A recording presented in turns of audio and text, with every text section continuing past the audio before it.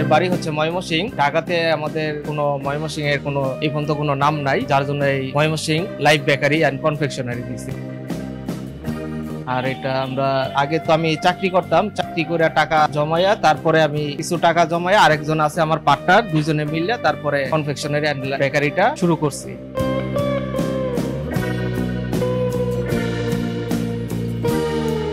Bakery দিচ্ছি হচ্ছে আপনার ভালো খাবারের জন্য। বড় বড় বেকারিতে যখন খাবারটা খাই, ওটার খাবারটা মানসম্মত হয় না, পরিবেশটাও ভালো না। আর এখানে আমরা লাইভ বেকারি দিচ্ছি যেন কাস্টমার সরাসরি দেখে এবং ভালো খাবারটা যেন খেতে পারে। এই জন্য আমরা নিজেরাও খাই এবং কাস্টমারকেও ভালো খাবার দিই।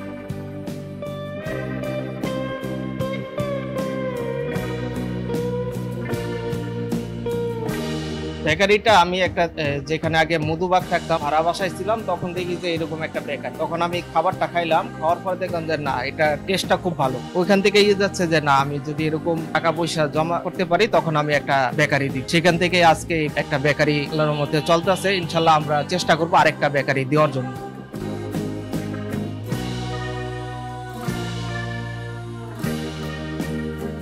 শুরুতে এটা টোটালে অ্যাডভান্স ছাড়া 9 লাখ টাকা খরচ গেছে, অ্যাডভান্সে 4 লক্ষ টাকা, টোটাল 13 লক্ষ টাকা খরচ গেছে। আলহামদুলিল্লাহ বেচা কিনা আগে একটু ভালো ছিল, এখন একটু কম, তবে আলহামদুলিল্লাহ চলতেছে। এটা তো আসলে বলা যায় না, 20-22 হাজার টাকা সেল হইতো, এখন কোনোদিন 15,000 হয়, কোনোদিন 18,000 হয়, কোনোদিন 16,000 হয়, কোনোদিন 20,000 হয়, এরকম হইতেছে।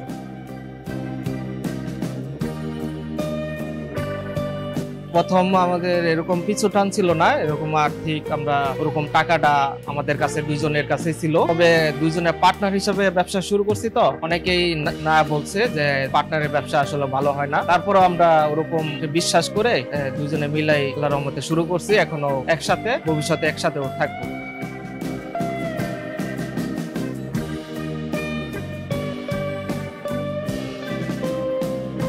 আমি যখন চাকরি করতাম তখন ইলেকট্রিক শোরুমে মাসে আপনার 10 থেকে 15,000 টাকার মতো স্যালারি হইতো। 7 বছর করছি, তখন আর চাকরি করতে আর ভালো লাগে নাই। তখন মাথায় আইডিয়া আসছে যে নিজে একটা উদ্যোক্তা হব, নিজে একটা ব্যবসা করব। তখন এরকম কেন দেখা তখন এই বেকারিটা দেওয়ার চিন্তা ভাবনা করলাম, তখন এই বেকারিটা শুরু করলাম। কষ্ট করে আজকে এই পর্যন্ত উঠে আসছি।